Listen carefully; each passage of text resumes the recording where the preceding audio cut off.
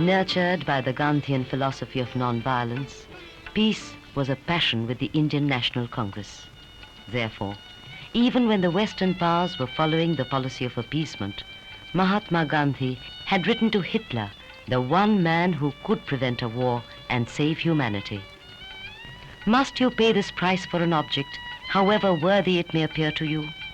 Will you listen to the appeal of one who has deliberately shunned the method of war?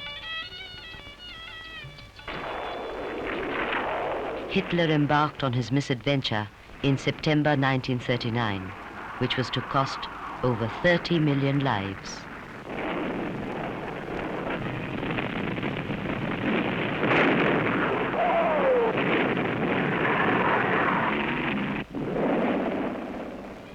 India had been dragged into the war without consulting its people. The Congress Working Committee met at Wardha on the 14th of September to discuss the grave crisis. The Congress issued a manifesto condemning the fascist aggression of Poland and said, "A free democratic India will gladly associate herself with the free nations for mutual defense against the aggression. If war is to defend the imperialist interests, then India can have nothing to do with it. If, however, the issue is democracy and freedom, cooperation must be on the basis of equality."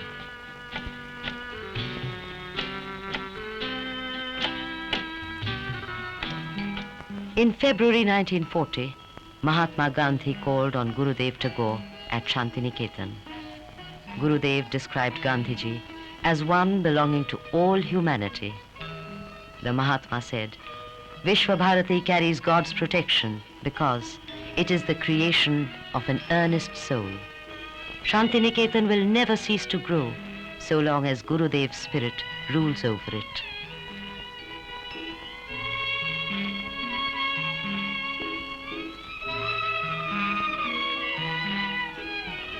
19th of March 1940, Maulana Azad presided over the annual session of the Indian National Congress at Ramgarh.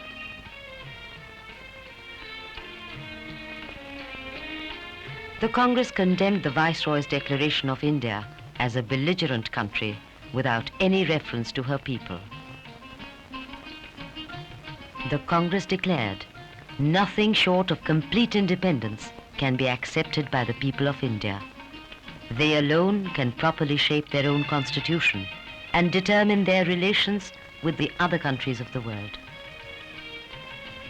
Jawaharlal Nehru said that India can take the full share of the responsibility of fighting against fascism if immediate independence is granted. He was supported by Maulana Azad, Sardar Patel, and Rajagopalachari.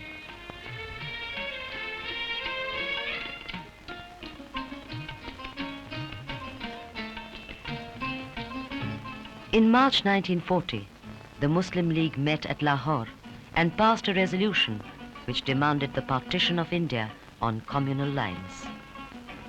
Jinnah declared that the constitutional settlement must be governed by the fact that India was not one nation, but two. Maulana Azad reacted sharply.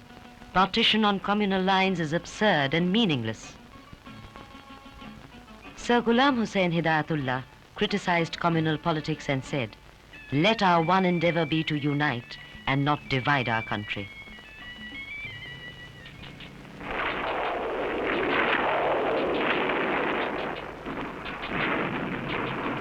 When the Nazi forces occupied Holland, Belgium, Denmark, Norway, and France, England stood alone and wanted India's support.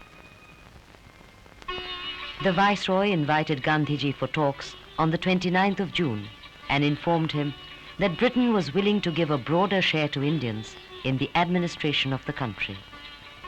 Gandhiji sympathized with Britain and France. Gandhiji asked the Viceroy to recognize the Indian people's right to free speech with all its implications, or deny the right and face the consequences. On the 7th of July, the Working Committee met in Delhi.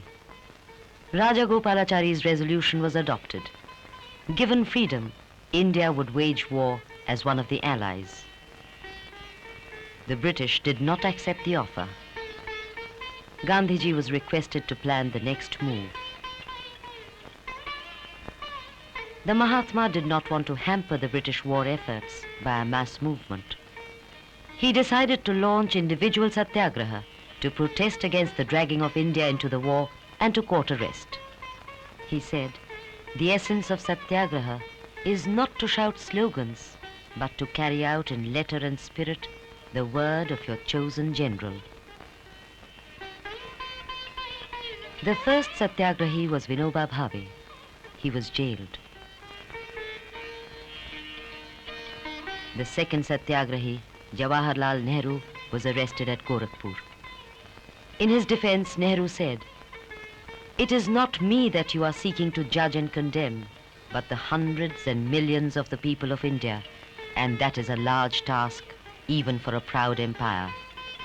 It is a small matter what happens to me in this trial or subsequently. Individuals count for little. They come and go, as I shall go when my time is up. But it is no small matter what happens to India and her millions of sons and daughters. This is the issue before me, and that ultimately is the issue before you, sir.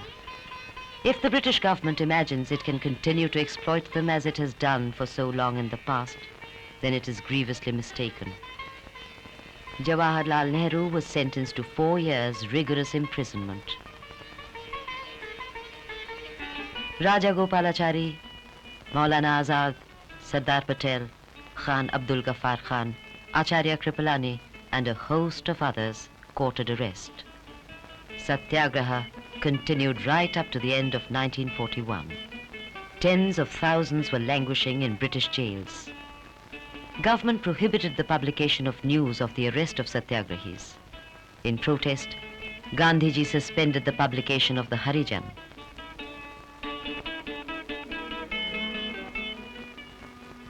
Subhash Chandra Bose went on a hunger strike in Alipur jail. He was released and confined to bed at his home in Calcutta. On the 26th of January 1941, Subhash Bose made a dramatic escape from his house arrest.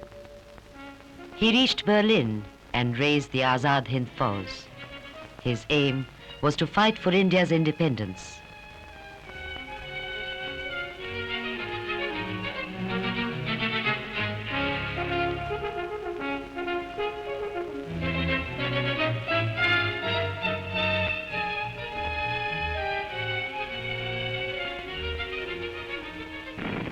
On the 7th of December, Japan attacked Pearl Harbor.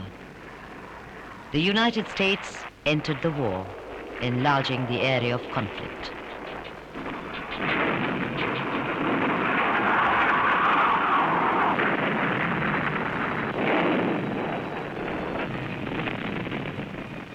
In the next few days, the Japanese army occupied Shanghai and Thailand and landed in Malaya, posing a threat to Europe's colonial interests in Asia. In order to secure India's support, all political prisoners were released. The Congress Working Committee met at Bardoli on the 23rd of December 1941. The Congress gave India's offer of cooperation as an equal partner, provided the British government created conditions in which India could honorably obtain freedom and democracy.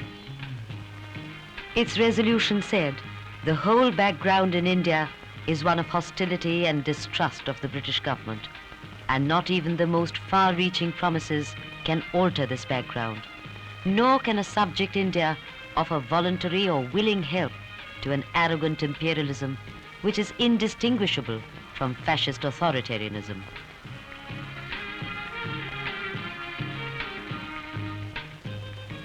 President Roosevelt of the United States and General Chiang Kai-shek, President of China, urged Churchill to find a solution to the Indian question. Allied war efforts in the East needed India's full support. With the fall of Rangoon, war had come to India's borders. Eventually, Winston Churchill yielded to the pressure of the Allies and announced in the British Parliament that Sir Stafford Cripps would be sent to India with a proposal.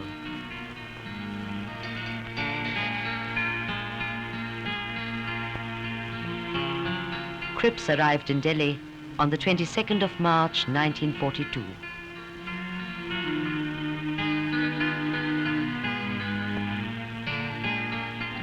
The Congress President Maulana Azad met him on the 25th of March.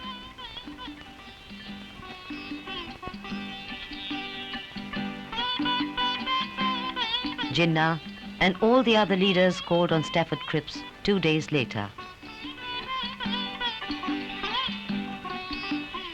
During the discussions, Jawaharlal Nehru, Maulana Azad and Raja Gopalachari were keen on an early settlement. The British played up the question of minorities and invited the leaders of practically every party, every community, every group and every shade of opinion. The Congress, the Muslim League, the princes, representatives of the Hindus, the Christians, Anglo-Indians, the Sikhs, the scheduled castes, scheduled tribes, commercial interests, and others. While agreeing to the principle of self-determination, the British proposed that an elected assembly be convened at the end of the war to frame the constitution for India. The princes would be given 1/3 of the seats. The proposal gave to the provinces the right to join the Indian Union or to form independent states. Similarly, it was proposed that the right of non-accession be granted to the 600 and odd princely states. This was not acceptable as it would lead to the balkanization of India. It was also proposed to reconstitute the Viceroy's Executive Council with only Indian members. The British, however, wanted to retain control of defense, foreign affairs and finance. The Congress insisted that the defense portfolio should be in Indian hands and the Viceroy's reconstituted Executive Council should have the full powers of a Dominion cabinet. But the British did not agree. Gandhiji asked, "Why did you come if this is all you have to offer?" The Congress found the proposals vague. The Cripps proposal was rejected. Jawaharlal Nehru's reaction was, "The clock of destiny is ticking away and war and danger hover over the world. We shall have to face their consequences also, and we can only face them by forgetting our petty troubles and conflicts and pulling all together so that we might, by our united strength, make India independent." Although the Cripps mission failed, the Congress still had hopes of a settlement. Jawaharlal Nehru said, the whole issue was nationalism versus British imperialism. Perhaps the British government never intended to find a solution. As Churchill was to say, "I have not become the first minister of His Majesty's government to preside over the liquidation of the British Empire."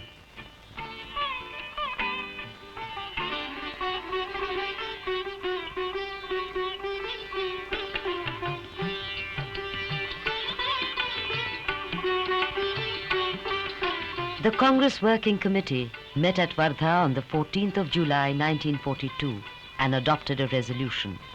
It said, "Events happening from day to day and the experience that the people of India are passing through confirm the opinion of the Congressman that British rule in India must end immediately because India in bondage can play no effective part in defending herself. The freedom of India is thus necessary not only in the interest of India, but also for the safety of the world, for the ending of Nazism, fascism, militarism, and other forms of imperialism." The Congress is anxious to avoid the experience of Malaya, Singapore, and Burma, and desires to resist the invasion of India by the Japanese or any foreign power.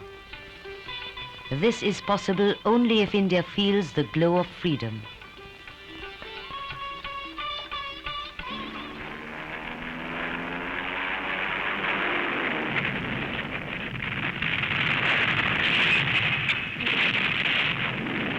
the threat of the invasion of India was growing. A savage war was being fought along India's eastern frontiers. Kohima and Imphal were soon to become fields of grim battle.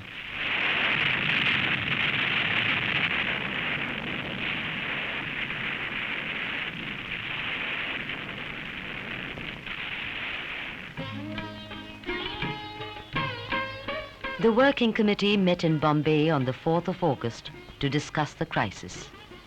The Congress was agreeable to the stationing of the Allied armed forces in India for the duration of the war, but demanded the immediate withdrawal of British rule.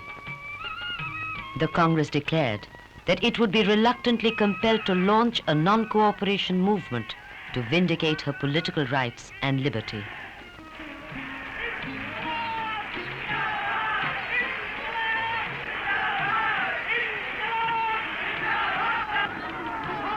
The All India Congress Committee met in Bombay on the 7th of August 1942.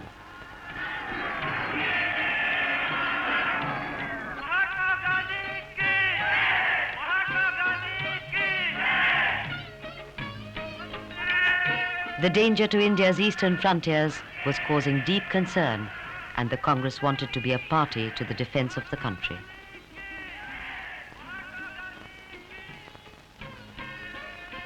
On the 8th of August 1942, Jawaharlal Nehru moved the Quit India resolution, which said, "Ending of British rule in this country is a vital and immediate issue on which depends the future of the war and the success of freedom and democracy.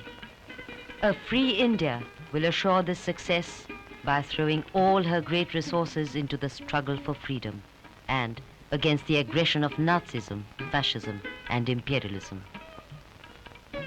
The peril of today, therefore, necessitates the independence of India and the ending of British domination." The Congress President, Maulana Azad, supported the resolution and asked the British to withdraw as masters. He pointed out that power, when it comes, will belong to the whole people of India. The Congress passed the Quit India resolution unanimously. It was decided to launch a non-violent, non-cooperation movement. The people of India were directed to face dangers as disciplined soldiers of India's freedom. Gandhiji advised, "Forget the differences between Hindus and Muslims and think of yourselves as Indians. Every one of you should from this moment consider yourself to be a free man or woman." He asked the people to do or die, either make India free or die in the attempt.